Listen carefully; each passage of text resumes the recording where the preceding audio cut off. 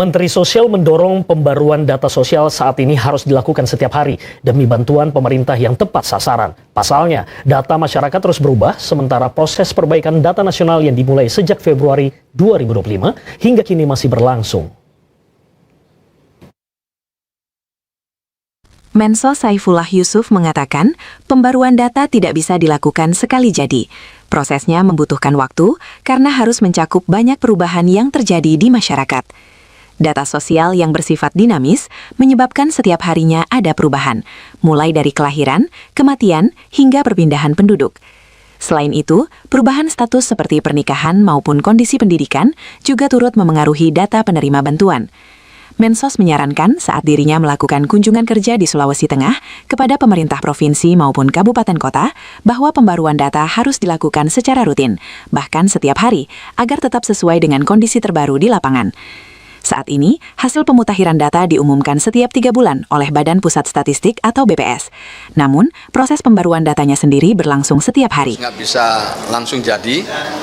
Kita konsolidasi data sejak tahun 2025 ya, tepatnya Februari tahun 2025. Berarti sudah setahun lebih.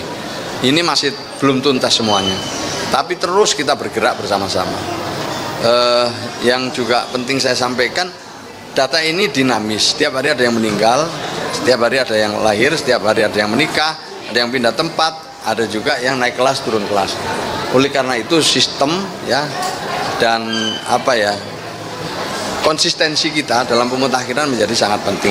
Hasil pemutakhirannya disampaikan 3 bulan sekali oleh BPS, tapi pemutakhirannya bisa setiap hari. Saya yakin kalau pemutakhiran ini bisa kita selenggarakan secara konsisten, data kita makin akurat.